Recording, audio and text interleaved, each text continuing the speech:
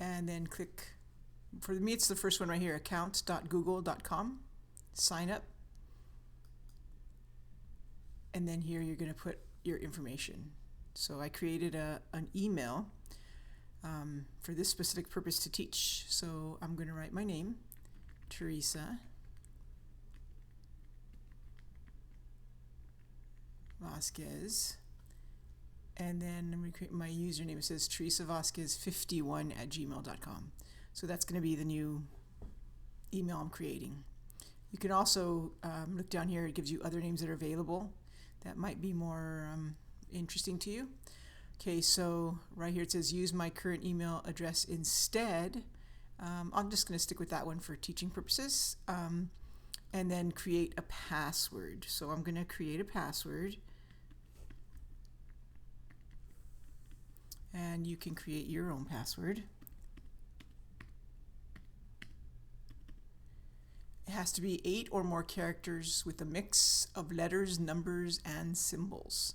So let's see if this works. Okay, so my password did work. It wants to know if it wants me to save the password. I'm going to go ahead and save it because I may need it later on to teach you something else. Okay, so right here you have a phone number you can put, optional. That's basically for account security. It won't be visible to others. So I'm actually not going to do that right now because I don't want, in case this file gets out, I don't want everybody having my personal number. It says recovery email address. So I'm going to use one of my other email addresses for recovery that I don't check too often.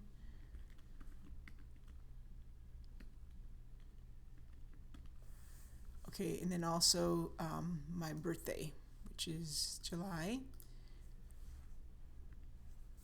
22nd, 1967. Okay, and I am a female, and I'm going to click next. Okay, and these are all the privacy things that you need to read or not, and then click I agree. Okay, now you have created your Google account. Okay, so from here, you're going to go up to the right-hand corner, and you are going to click on that, and you're going to look for Google Classroom. So again, you are going to land on this page. You're going to go up to the right-hand corner and see this grid, some people call it a waffle. Click on it, and then you're going to go down to find Google Classroom. Here's Classroom. So we're going to click on Classroom. Okay, it says now Google Classroom. Classroom helps communicate, save time, and stay organized. Learn more. Okay, so here's the address I'm using, the one I just created, and it says continue. So I'm going to continue. Okay, now here's the main Google Classroom page. It says if you don't see existing classes, which we won't because maybe you haven't opened a Google Classroom account yet, you can actually go up here where this beautiful arrow is pointing, which says create or join your first class. So if you're a teacher, you're going to create your first class here. You're going to press plus, and not join a class, you're going to create a class. So it says using Classroom at school with students means that your school should sign up with the G Suite for Education account before you can use it.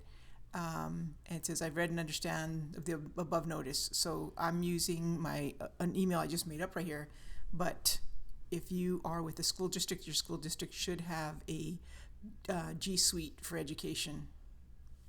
Okay, so now I'm going to name my class, and my class, so if you're doing this with LAUSD, you would obviously put your LAUSD account or whatever school district you're from. Okay, so name my class. I'm going to call it Mrs.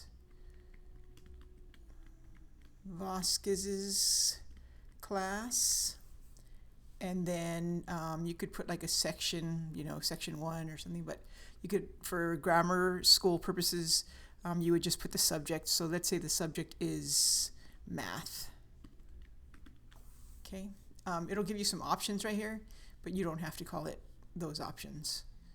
Okay, then Right here, you're going to put what room number you're in. So let's say I'm in room 34.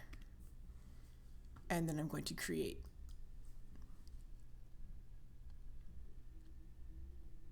Once it's done creating, there's some really cool things that you could do to further get your classroom built here. Okay, so now it has my name. If I'm going to want students to join, I'm going to need to get them this class code right here. And the cool thing is right here, you can click on this, you can make it big, you can take a picture of the class code for your students to join. And then you could send them that by way of ClassDojo, or you could text it to them, email it to them, call them, meaning parents. Okay, so right here, this is going to be like the stream of your classes. It's going to show every single thing that you put onto your Google Classroom. But here is where you can organize things, where it says classwork. Here's where you can add students, and here's where you can do grades. So right here, we're going to press classwork, and I'm going to create an assignment. Okay, let's say that I'm going to do a title for the assignment like math fluency practice. Oops, if I can spell practice. Okay. And then I'm going to put instructions. Please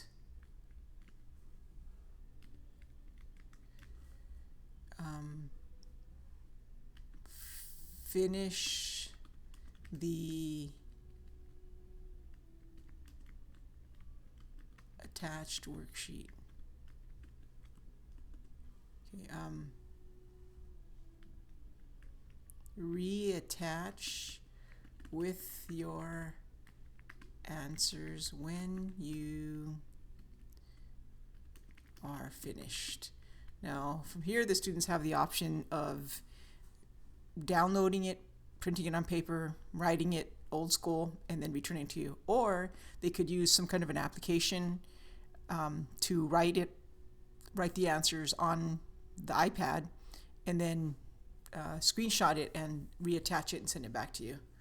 So from here, I could add a document right here. So right here, I could create my own, or I can add. So I'm going to add, keep it easy. I can go with my Google Drive and get it. I can link it from another website. I can use a file that I have in my computer. I can have them go look at a YouTube lesson and have them go from there. So I'm going to go to File right here, since it's Fluency, and I can get my files from my desktop.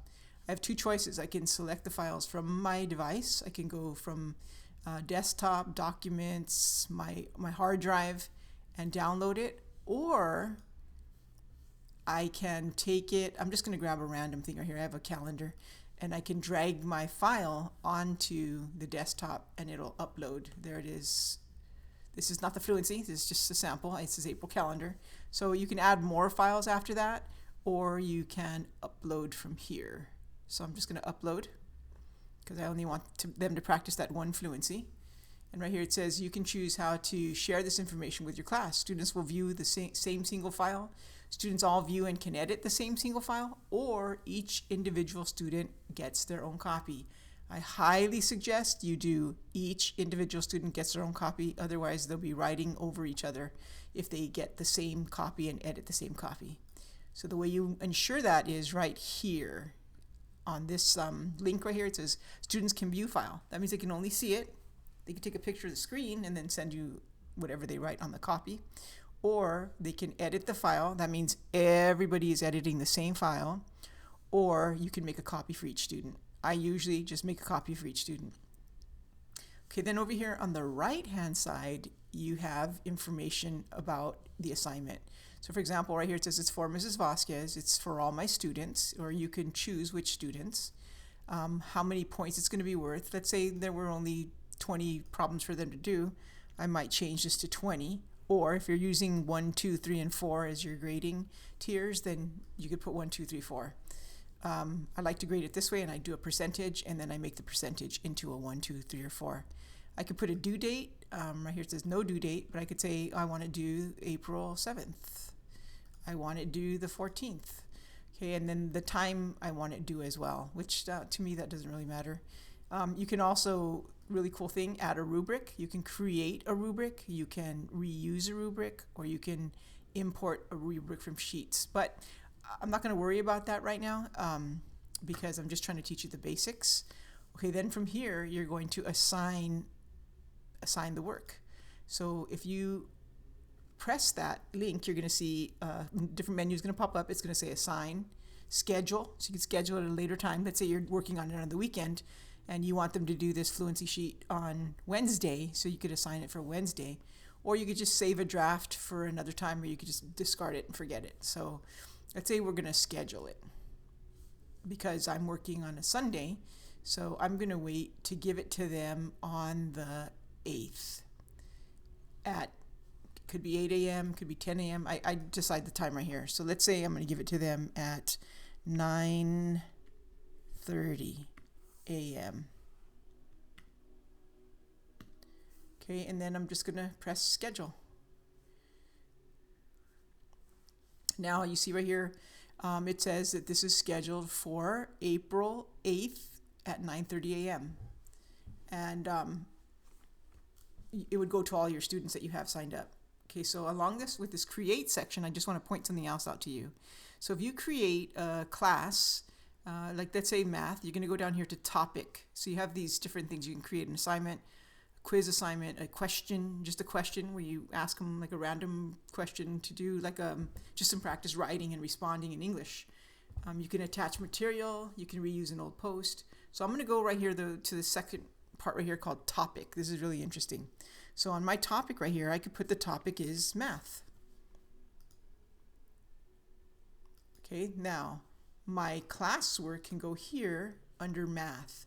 I can create another topic if I want to keep things in order for my students, and I can put language arts. Okay, so then here's my language arts. I could have my language arts topics, assignments under here. So now if I want to edit my assignment here, oops, I have to go under here. If I want to edit my assignments here, I can actually go now here to the topic, see that? And I could put it under the topic that I have created. Language arts, math, and that way it just keeps it in a little bit better order for your students so that when they're doing their work it's not so difficult. Another thing that I recommend when you're giving the work to the students is to have them look at the classwork so it's organized in some neat form, not this way. So this way it's just going to create, I don't have many assignments here, but it would just create the assignments all in one order, old, new, whatever you have. So I would suggest that you tell your students to go to classwork. Okay, now if we're going to talk about adding students, we're going to click on this top menu up here and we see it says people. Okay, so the teacher is me, okay, and then right here I'm going to add my students. So right here you can invite students or give them the class codes. Right here you're going to press this little icon that has a little person on it with a plus sign. It says invite students. Okay, so here you are going to have to type an email for the student. So I'm going to take, I don't know if I have an email with me for a student, but let me invite myself from another email. Let's say Teresa Aceves at hotmail.com. Okay, this is the student I want to invite. You could click there for LAUSD. You would grab that from your I think it's my info, my data. Okay, so then you would get the student emails and you could plug them in here, and then you would press right here invite. Okay, now an invitation has gone out to that student, but this student already being an LAUSD student can already sign in without having looked at the invite. So actually I'm going to do it the other way so you guys can see how that is. Okay, so there, the student invite has been sent out. You can email, you can remove them if you want to. Okay, so that takes care of students being invited to the class. Once again, you go to students, click on this little icon that has a student with a plus sign, and then you type in their email address. Don't type in their name because you don't have their name. You're building basically the database for your students. Later on, when you're doing other classes, you'll have the database. You just type name. But right now, since you're doing it for the first time, you're gonna have to put the whole email, and then you're gonna click invite.